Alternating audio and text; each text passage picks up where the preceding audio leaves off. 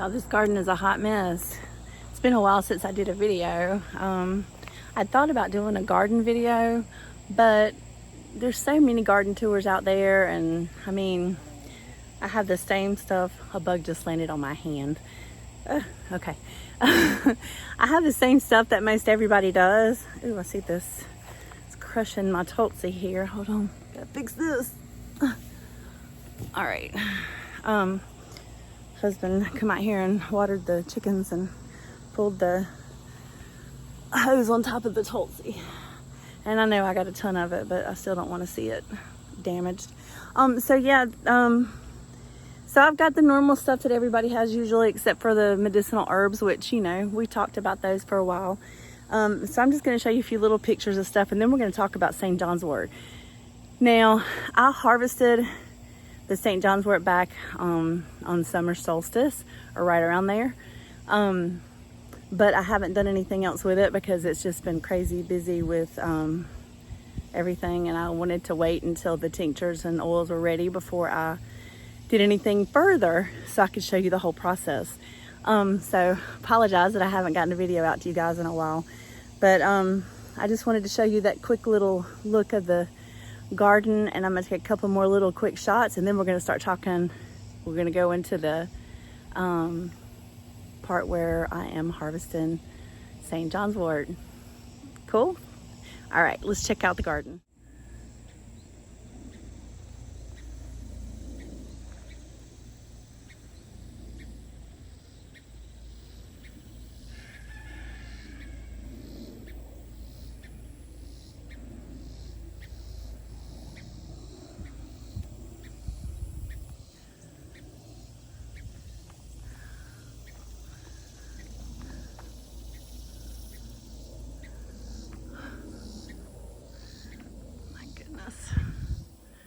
These beans have went crazy.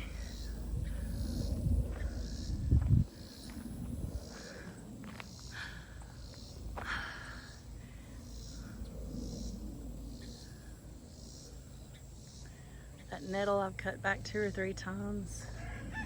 Here's one of our roselle plants. Oh goodness, this other roselle's got a ton on it too. The elder got really big this year. Ow, something just kicked me. Did something bite me? Oh, it's a stick. So you need to harvest. I did a video on these, but these are little calyxes that need to be harvested. They're getting big enough to where, I harvested some the other day, but. So this is my crazy garden. I need to harvest that sunflower.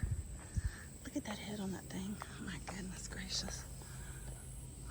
Can y'all see that? Gosh. And the zinnias, look how beautiful. And then this thing right here is going crazy. I don't even remember what I planted there, but okay. Look at these flowers on it.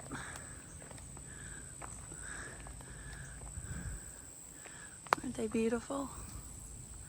Whatever it is, it's pretty. They're pretty yellow flowers. And then look at this hibiscus. It's a monster, and it doesn't even have a calyx on it. It's barely starting to flower right now. And I've harvested this Tulsi like 4 times. And then we have the Mexican sunflowers again over here. So that's all I'm going to show for right now. So let's go to harvest some St. Johns Wort.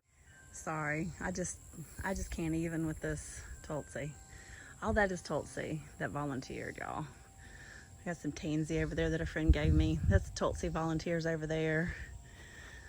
And I just love these zinnias. They're gorgeous. Okay, I'm gonna have to stop because, oh, let me show you one other thing over here. So this ground cherry came up by itself here from last year. So we've been grabbing some off of that. And then, does anybody know what this is? So this just showed up, and it's not a, what you call it? Let's see, can you see those? I thought it was a, oh gosh, tomatillo, but it's not because it doesn't have the, now this one is a tomatillo that came up by itself over here. So look at there.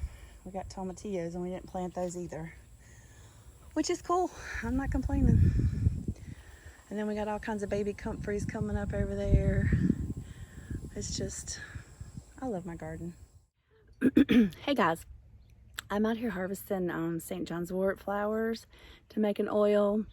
It's the day after summer solstice, which is usually the best time to do this. My St. Johns Wort started flowering early, but and I was worried because it was not like flowering a lot, but it had some flowers on it. And I had lost my St. Johns Wort last year, and I planted a whole bunch of little seedlings to make sure I had some this year, and I have a boatload of St. Johns Wort, thankfully. So I'm going to show you what to harvest when you're wanting to make, and there goes Ivar, when you're wanting to make an oil, because there is a little bit of a technique to it. So let's look at some of these flowers. I'm about halfway through this little patch that I've got right here, and she kept telling me that she wanted to be in a video, so we might just do a whole St. Johns Wort video on harvesting and making an oil and what it's good for. What do you say? Hang in. Here's the ones that I have not harvested yet. You can see all the little yellow flowers, and I've already harvested over here, so there's still some little buds up there that I probably need to get. But if you'll look, okay, here's a good example. So see the little buds there? They're just getting ready to open. So these little buds are also medicinal. You really want the flowers when you're making the oil. Let me see if I can get one to, excuse me while I put away stuff. All right, I'm gonna get a flower. Let's see, come here, baby. So if you see, the flower is yellow, right? But can you see the red on there? It has this red stuff. I don't know if you can tell. See the red on my finger? So that red that comes off of there, I'm not exactly sure what it's called. I'll have to look it up. But that red is what goes into your oil, and that's the medicine in it. I think it's called Hypericum, because that's the name of the plant. I'm probably butchering that word. But the buds have it too, and I have heard from some teachers that the buds have more in it than even the actual flower. See, look at that. See that red? That's your medicine for your oils. And oh my gosh, this stuff is good for so much stuff. I'll have to do a separate little segment when we're making the oil, talking about what this is actually good for. But I wanted to show y'all that. And it's okay if you get some leaves in there, because as you can see, I have leaves and flowers. I've gotten a lot of the buds because, like I said, the buds are really packed with this stuff. So as you can see, I've got my work cut out for me. But isn't she beautiful? Okay. So I got to thinking, I didn't really tell you what to do to harvest, but I think it's pretty obvious. But to me, a lot of things are obvious, and maybe not to you so much. So really, basically all I'm doing, and this is going to be difficult to do because I'm like I'm shading the camera here, and so all you want to do is just clip the little stems that have the buds and stuff on it. You just clip those off, or if you can, oh gosh, it should just clip right off, but that one didn't because I'm trying to use one hand. So you just clip that off, and then I just take and put it in my little basket. And sometimes I get, sometimes, like, let's see, over here, like, see, this has a really pretty flower and has some buds and stuff on it. So what I'll do is just clip it about right in here. You see that? And I'll clip that off end. So see, I've got this. It's got some leaves on it, but it has buds and flower. And then I'll just take and put that in my basket with my other stuff. And so see, my basket's getting full. We're gonna have lots of oil. Lovely, I love it. And look, the bees are over here. See the little bee? He wants some pollen too. I guess we have to share.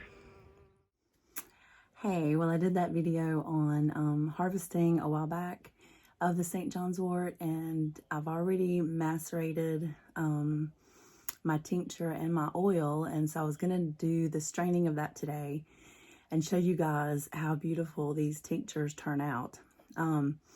So let's get on to straining this tincture. And basically, after I harvested everything, I just cut it up into little pieces, put it in a jar, covered it with alcohol. Now, for the tincture, and then for the oil, you cover it with oil. So there's a lot of different, I guess, opinions on how to do tinctures and oils. But St. Johns Wort is usually an oil and tincture that's done best when it's fresh because of the red dye or the red Hypericum that's in it that I showed you guys in the other video when I was harvesting it. So if you let it dry, then that medicine doesn't really come out. I don't exactly know the whole chemical process behind it, but you don't get the red color of the tincture and the oil that you do when you do it fresh.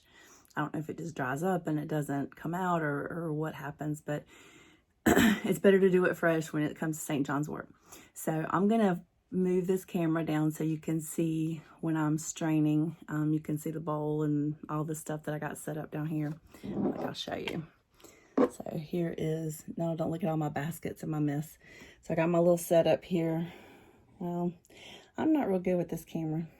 Here's my bowl, my strainer and all that. So I'm gonna move it down some so you can see that, so you can watch as I pour this beautiful red tincture in here. So hang on just a second. Okay, hopefully you guys can see. So this is the tincture. I'm gonna start pouring in here so you guys can see this. So we just see that red color. Look how beautiful that is. Isn't that gorgeous? So what I'll do, just pour this out. I'll take a spoon and kind of pull the herb out. And get it in here. Oh, come on, baby. Oh.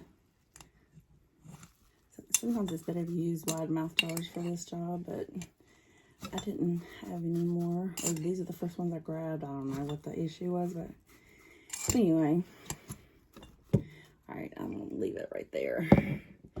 And then, let me get me some gloves.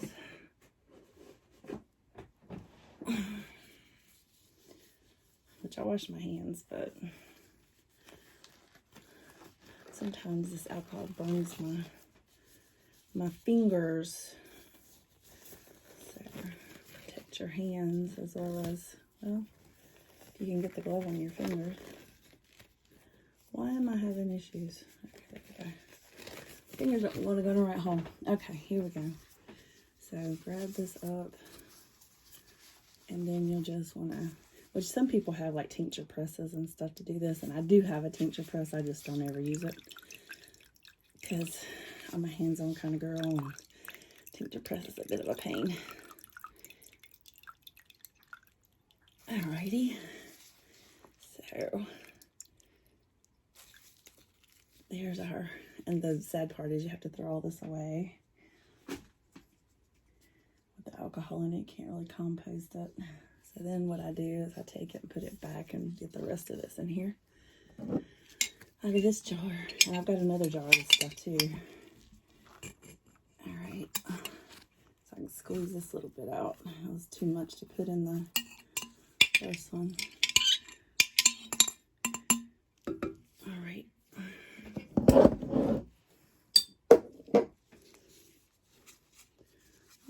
squeeze this out a little bit.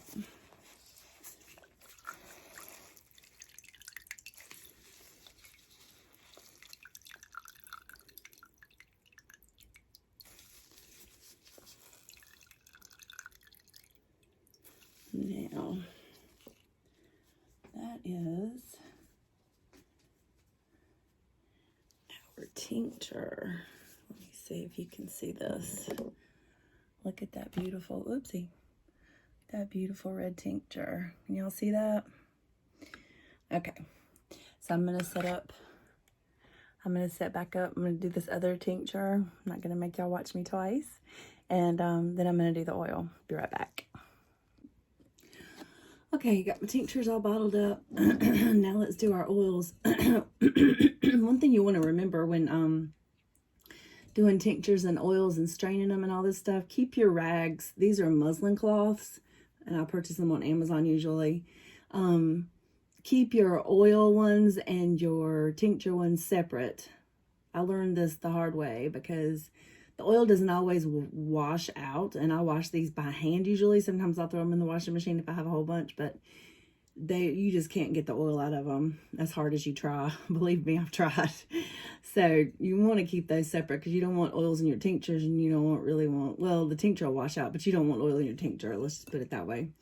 This is kind of big, so I might use this other one. This one's a little too big for the thing. It won't sit still. Let's try this one. This one works better. See, my muslin cloths are all stained, and it's because they've been put to good use. So let's strain the oil now. And I'm curious to see what this looks like outside the bottle, because it doesn't look that red in here, but I guess we'll see here in a second. Because it usually turns a really deep, beautiful red color. See how much better they come out when they're in a wide mouth jar. Come on, baby. There you go.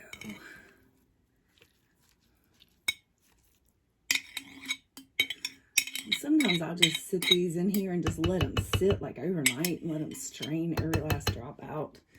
For the sake of the video, we're going to do it the quick way. I need to put this over here. Oh yeah, gloves.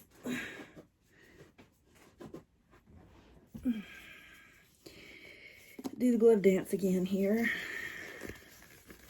I guess it's a good thing I had these gloves way before this whole COVID thing hit, because I use them in my practice. I don't use them really often, but I'm using more right now than I normally do because of the video. And usually when I do all my tinctures, I do them all at once. So, okay, squeeze this goodness out of here. And I put 2 on here because I knew that there would be a lot of herb and I would have to cover it all because it'll flop down in there, and then you'll end up with pieces of herb in your oil, and you don't want that either. This thing strains pretty well, but the strainer, but it don't always catch everything. Oh. And oils are even harder to squeeze out because it really gets saturated with the oil. Okay, there's our oil. One of our jars of oil anyway. I'll put this over here.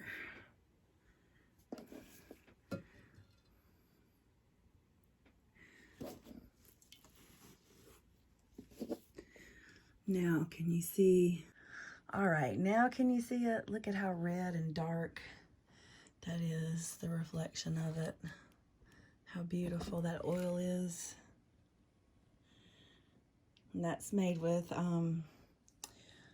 olive oil. So it was green, but it's not green anymore. Look at that.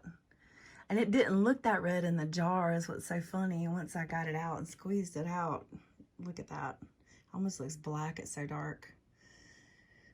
So that's the oil of St. Johns Wort. So let's talk a little bit about St. Johns Wort. Okay, so let's talk just a minute about St. Johns Wort. So the botanical name is the Hypericum perforatum. And the perforatum, they get that from if you take the plant and take a leaf and hold it up to the sunlight, there's little bitty dots, and you can see where the sun shines through the little dots on the leaf, which is kind of cool.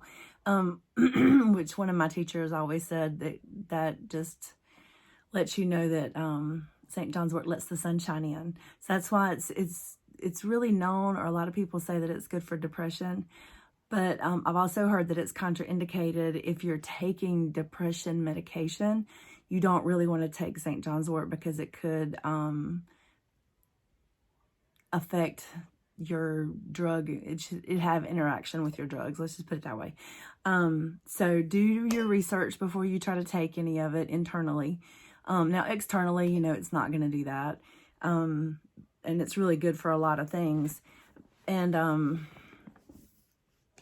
but yeah, just be smart and don't, you know, take something that is going to be contraindicated for you. Do your research. I am not a doctor, and I am not here to treat or diagnose or do any of that stuff. So there's my spiel on that. But, you know, use your own judgment and make sure that it's safe for you before you use it. Make sure you label your bottles. So I always put like a little label on the front and write what it is. You can put the date on there. You can use the mark that you used for it. And I put a piece of tape around my label because, you know, I'm going to be using this for a while. And it's going to drip and fall on the label. And then the label's going to get all yucky. So if I put the tape on there, that kind of protects it a little bit so it doesn't come off. And don't think you're going to remember what's in the bottle because you're not. I have one sitting here yesterday that I labeled, and I was having like little 1 and 2 ounces left over out of, because I usually use a 32 ounce bottle. And then if I don't have enough for another 32 ounce, I move down to a 16.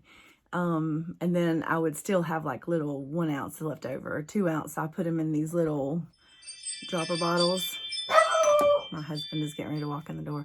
So I put it in the little dropper bottles, and I forgot to put a label on it. So you are not going to remember what these are. So make sure you label your stuff so you know what you have, and put all the information that you want to put on there. What you used, if it's fresh or dried, what it is, the year, date, and all that fun stuff. And you can put the botanical name on there too if you'd like to. So I'm going to read a little bit, or tell you a little bit about what Thomas Easley says in his book about St. Johns Wort, because I use this book a lot. So see, it's like all wore out because I use it so much. But yeah, it says it could be helpful for mild to moderate depression, which we talked about that, especially those accompanied by anxiety. But it has other properties. It's a nervine herb that helps regulate the solar plexus, which if you're, you know, familiar with chakras, you know what that is, which are the nerves that regulate digestion. So it's a good digestive herb. It's good for nerve pain and nerve damage, which I've heard that it's really good for sciatica.